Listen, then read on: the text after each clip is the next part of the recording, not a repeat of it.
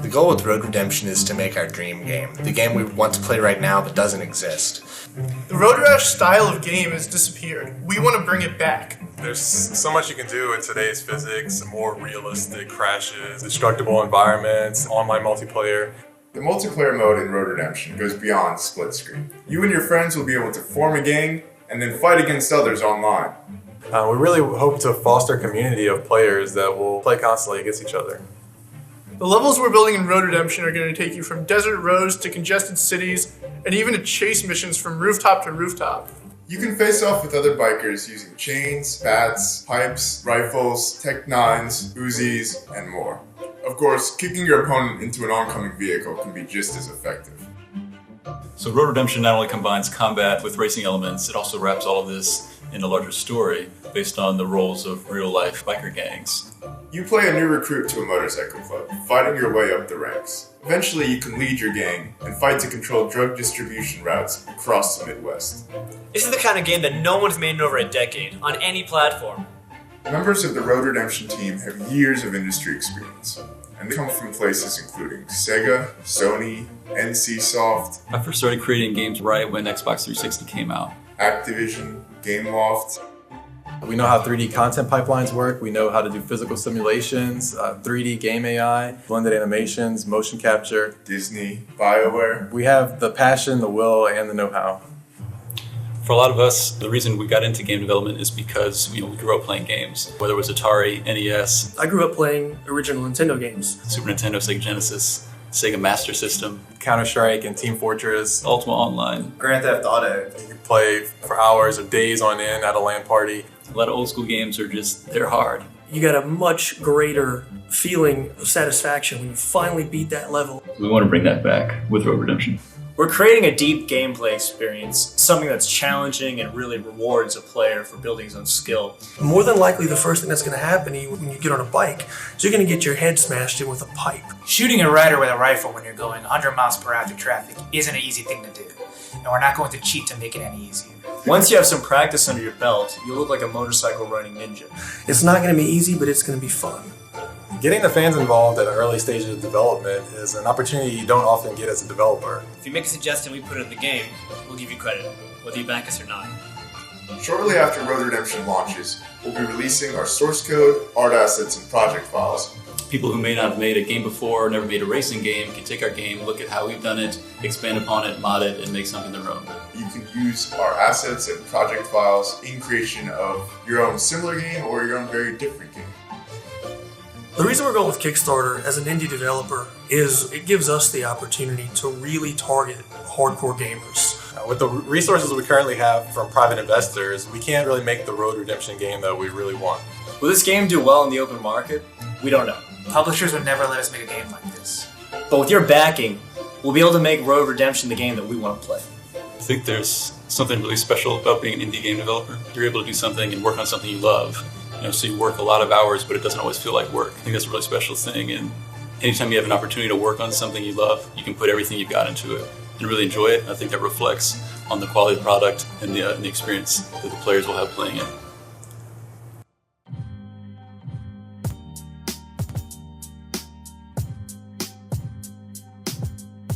If I had to say where the origins of Road Redemption came from, I'd have to say it was in the mid-90s, when my brother and I rented a 3DO system from this store called Game Station that hasn't existed for decades. I'd played the series on Sega Genesis and wasn't really into it as much. The frame rate was really bad, and while some people kind of liked the grungy Sega Genesis look and sound, I always thought of the whole system as kind of in contrast to the bright and colorful Super Nintendo, which would display a lot more colors and also had 16-bit sound. The Genesis was always kind of grungy in comparison, in my opinion, though certain games really got a lot out of the hardware. And there were obviously some excellent titles on the Sega Genesis. More recently, I played the original Sega Genesis Road Rash games on emulator that actually boosts their frame rates and makes it silky smooth, and it's a great experience. But it was the 3DO version that really made me a fan of the Road Rash series. Then a few years later, I played the Nintendo 64 version of Road Rash and really loved it. That game did not give a fuck. It was like the Nintendo 64 really couldn't display a lot of polygons on screen at one time, even less than the original PlayStation. So game developers had a choice. They could either have a few really nice characters on screen, or they could have a good number of really ugly, low poly characters on the screen, which generally meant you couldn't get a lot of really nice marketing screenshots. So not a lot of devs went that route. But the Road Rash 64 team said fuck it, and put a ton of really ugly, low poly characters on screen at once, and it was great. Road Rash 64 was the first game in the series to use a real 3D engine, and it played really differently from its predecessors. There was a lot more of kicking, and there was a lot more of using the 3D environment. They also got rid of the whole thing in earlier games where you had to walk back to your bike on foot, which is something a lot of people really wanted to see in Road Redemption, but always felt to me like it just slowed things down. It was cool in concept, but in practice it was barely interactive at all. I guess it's fun for the other players to try to run you over, but it's just not that much fun to have to spend 10 to 15 seconds multiple times per race just walking in a straight line. So I think it was a good thing to cut from the Nintendo 64 version. A few years later, I was thinking about how great a new Road Rash game could take advantage of the modern technology, modern physics engines, and all the other advances we've made in the last 20 to 30 years. You could do so much more. It really is the kind of concept where technological advances really do allow for an expanded vision and more depth. It's not like, oh, let's remake this turn-based RPG where all of the technological advances don't really fundamentally add anything to the gameplay, other than DLC and microtransactions, I guess. So in 2009, I was working for a company in Spain called Pyro Studios that made the Commandos series. And for some reason, I was thinking about Road Rash, and I was kind of getting sick of the cover-based shooters that pretty much defined action games at the time. I thought the whole cover mechanic was really boring and made movement really stiff and unnatural. And at Pyro, we were working on this police-themed third-person shooter, so of course, all of the designers were jizzing over themselves to make this elaborate cover system, and I was just like, hey, remember Max Payne? That game was awesome. And it didn't need a cover system because, hey, guess what? There's a crouch button. How about that? So I guess Road Rash was kind of the antithesis of that. This racing combat game where you're incredibly mobile, and it was something that just didn't exist at the time at all. Where you're racing around and have to maintain multiple combats going on while paying attention to the track, what's in front of you, and ideally using the environment as part of the combat. So I wrote this article for Gamasutra to get it out of my system back in 2009. Which was almost 10 years since EA had made a Road Rash game. And to this day, they still haven't. I think with EA, they're only interested in big $100 million franchises, which I get. It's understandable. Why spend $10 million on a new Road Rash that might make $20 million, or might not even break even if they're really unlucky, when that same dev team and that same $10 million can be used to make a new iteration of Battlefield, but maybe one set in Cowboys and Indians time? There's not a lot of risk there, since it's an established brand with established fans. I'm not saying they made the wrong decision here with Road Rash, but it was pretty disappointing for me and other Road Rash fans that they had just abandoned the franchise. As a side note, two other abandoned EA franchises, General Chaos and James Pond, tried to do follow-up Kickstarters as well, but it didn't seem like anyone cared. I think James Pond was a good example of one of those games that you'd rent on the weekend and then kind of be sad about. Maybe it was better on the Amiga. I don't know, I'm American. I don't think the world is dying for another one of these. I guess the point is, what exactly would modern systems do for James Pond? Put him in 3D, I guess? But then it's not really James Pond. Might as well make a game about a totally different character. But with Road Rash, it wasn't about the characters or the world, it was the core gameplay concepts that gave it its identity.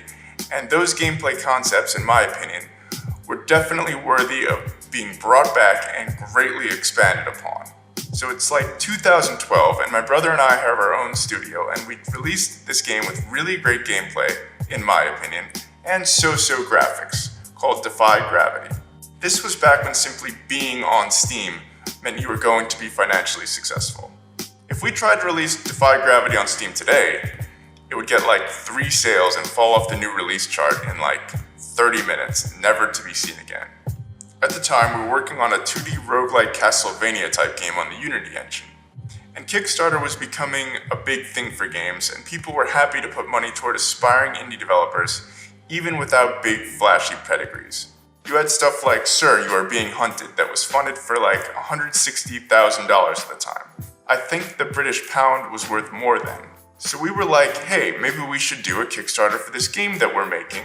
But at the time, it seemed like the game was good, but it was at the point where it was only good if you were holding a controller.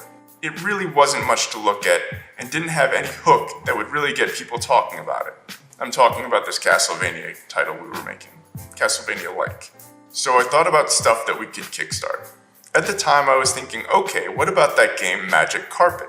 I always thought that it was pretty cool and there wasn't much like it. Probably wouldn't be hard to make a trailer for a new Magic Carpet type game, just a dude riding around on a carpet in Egypt or something, and some dragons or giants. I still think that one might be cool to get a remake of. I also thought about a Road Rash-like game, but thought that putting together a trailer for something like that would be a lot more complicated and cost a lot more money. So I pitched the Magic Carpet idea to my brother Paul, and he was like, nobody cares about Magic Carpet. And maybe he's right. It only had 2 games in the series, and I don't think it was ported to many systems.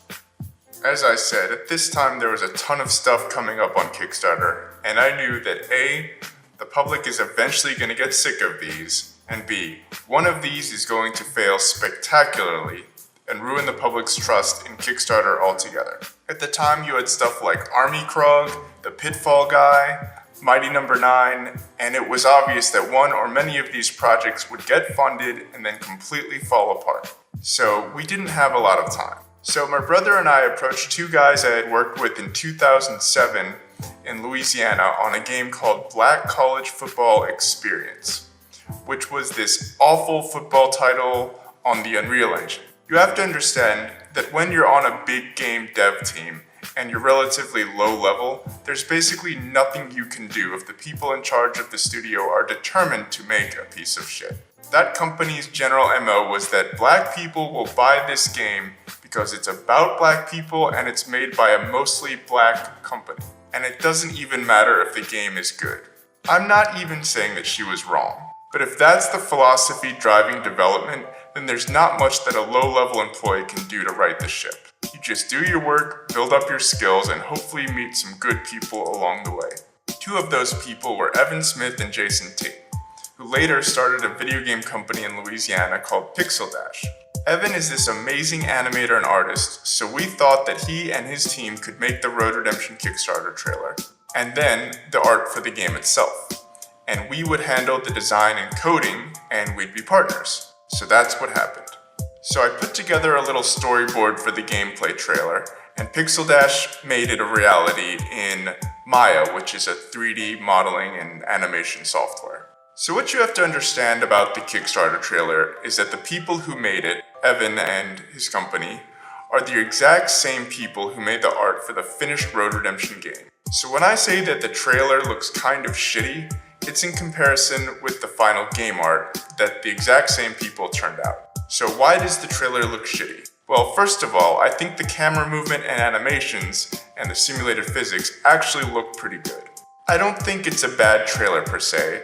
I think it was a good trailer with really low-res characters. But why was that? Why were the characters so low poly?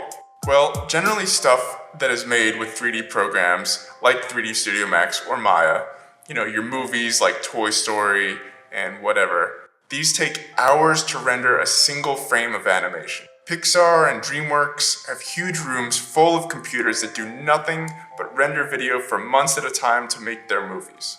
Now Pixel Dash, on the other hand, at the time had a single computer that they could devote to the Road Redemption trailer, and only part of the time. They had a lot going on, and Road Redemption wasn't exactly bringing in any money. It was just an idea for a Kickstarter that may or may not be a complete waste of time. So they had to make the Road Redemption Kickstarter trailer using real-time rendering in Maya on a computer that wasn't exactly a powerhouse in the first place. So rather than spending 5 hours to render a single frame, this computer would render 30 frames in a second, just like a video game engine. Except that Maya isn't a video game engine and isn't really optimized to render in real time. So a lot of the concessions had to be made to the look of the assets to get them to run at this 30 frames per second. So that's why aspects of the Kickstarter trailer look like they're suitable for PlayStation 1. When we finally launched our Kickstarter campaign and got a lot of coverage from the media, that was the first time I really got a taste of internet hate. By now, I'm used to it. But at the time, I got pretty mad at the comments people were making on websites. I actually tried to find some of the hate comments from when we launched to put in this video, but it seems like these sites changed their comment system since then, and the hate has lost to time. Don't get me wrong, a lot of people liked what we showed them, and our Kickstarter eventually got funded, but the hateful comments definitely stuck with me the most, and I get it. At the time, your gut reaction when you see comments like that is, let's see you do better. Do you know how much work this took? Can't you appreciate it for what it is, even if it's not the trailer of your dreams? But I understand.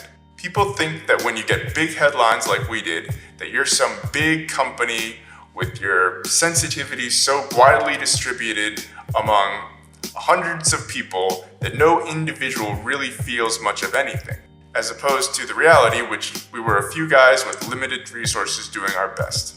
But that's the thing about being a game developer. Even though you might feel a million miles removed from the big EAs and Activisions, you're still competing with them on the same field for the same time of the same customers. You can't give yourself an indie handicap.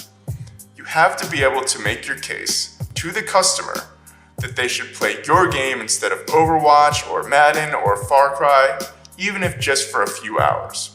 So we launched this Kickstarter and we got a lot of coverage out of the gate, but we were still only about halfway to our somewhat modest goal of $160,000, and things started to slow down. We weren't getting any more coverage, and we weren't generating a lot of funds on a day-to-day basis that we would need to make our goal. So we thought we need to get some more press attention.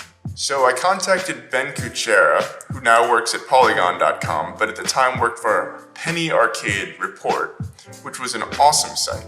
So we still had 15 days left of our Kickstarter, but I pitched him an article called Why Our Kickstarter Failed, knowing that people like to read about failure.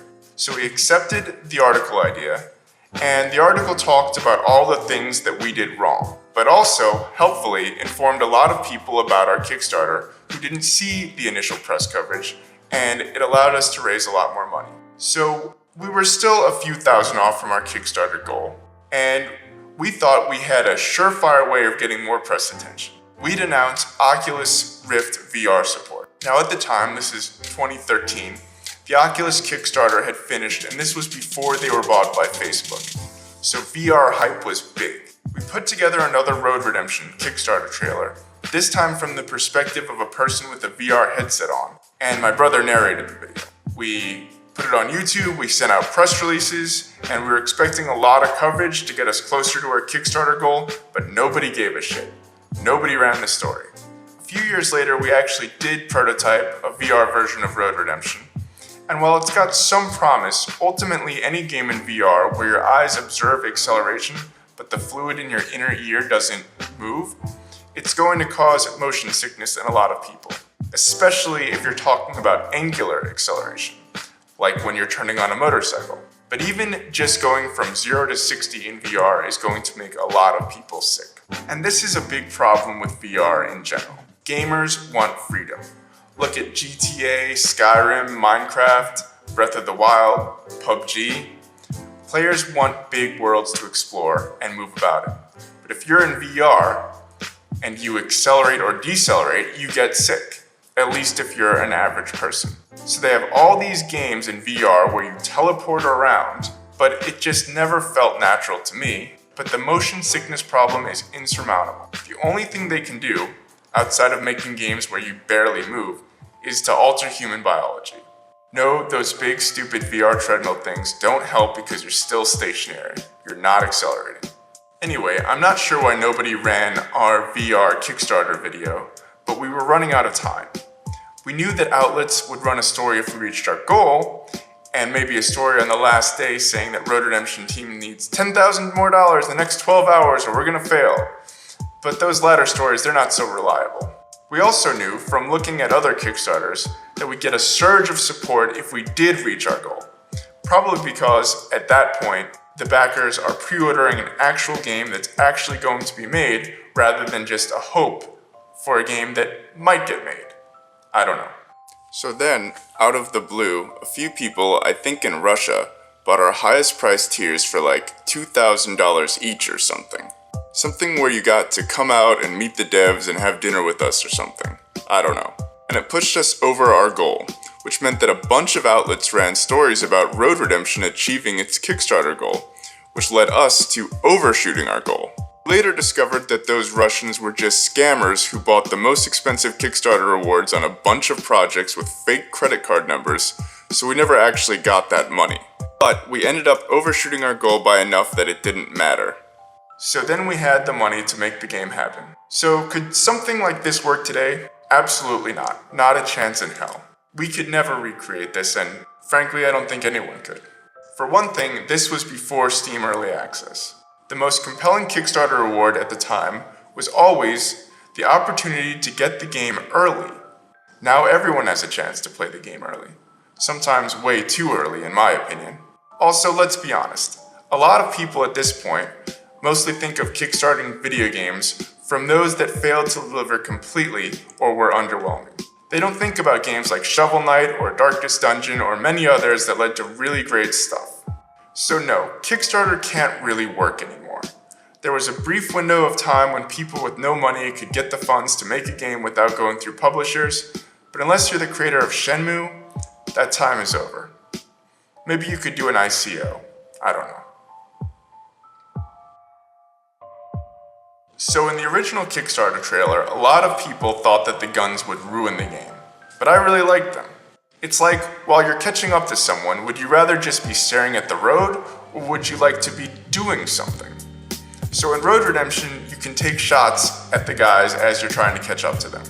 The thing is, to facilitate sustained hand-to-hand combat, you can't have a racetrack that's all twisty and curvy all the time like in Mario Kart. So what we end up with is a lot of straightaways, which are fun when you're in combat, but a little boring when you're not. So guns give you something to do on those stretches, which is why I think they're such an important part of Road Redemption. Another issue that a lot of people had with the Road Redemption Kickstarter trailer was that it was too violent. What with the shooting people and the big throat slash at the end. They wanted a fun, friendly racing game, where you happen to also knock people off bikes with lead pipes to the head. I don't know. But I think this is a subjective thing. Are you a Counter-Strike player or a Team Fortress 2 player? Do you like PUBG or Fortnite? We on the dev team, we happen to like violence and gore, and it's our game, so if you want a cartoony motorbike fighting racing game, I guess you have to go make it yourself. I just don't think I would enjoy making something like that. Another issue we had was the art style. Pretty much any artist you work with, they're going to want a stylized look for your game. They're going to want to have stylized characters, stylized environments, but we chose for Road Redemption to go with a more realistic art style rather than something like Team Fortress or Borderlands. And we did this for a few reasons. One reason is that we like it more. At least, most of the team. Personally, I'll take Counter-Strike over Overwatch any day. I just find it more immersive and exciting when it seems like real people are shooting at each other and getting bludgeoned in realistic ways. So part of it is simple preference. I understand that not everyone's like that, and a lot of people prefer the more cartoony look. But a more important reason for going with the realistic graphical style rather than the more stylized look is that if you do the more stylized cartoony look, you kind of have to make sure all of your game assets match that style. You couldn't have cartoony bikes, but then realistic cars, or some characters that have exaggerated proportions and some that just look like normal people. That kind of thing just looks awful. So by choosing a realistic style, it meant that we didn't have to create everything from scratch, because there's thousands and thousands of realistic assets out there. So we could go to places like TurboSquid or the Unity Asset Store and buy all of this stuff that you need when you have to populate huge worlds. Stuff like rocks and trees and shacks and buildings and cacti and a million other little props.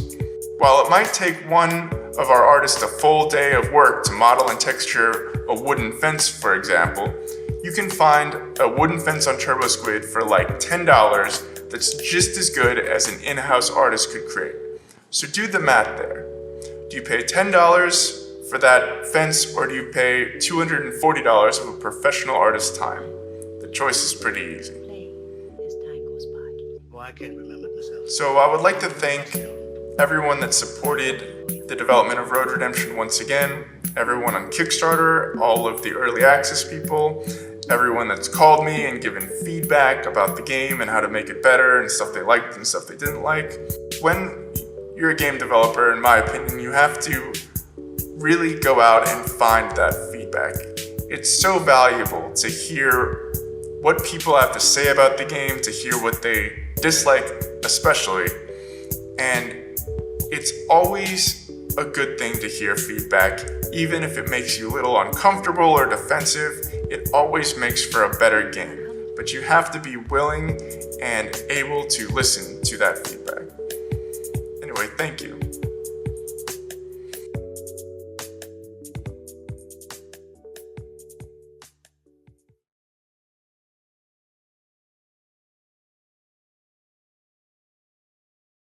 Hey, this is Paul from the Road Redemption team, and I'm here today to show you an early tech demo for the Oculus Rift support that we are currently integrating into Road Redemption. As you can see, using the Oculus Rift gives you a far more immersive experience than just using a gamepad.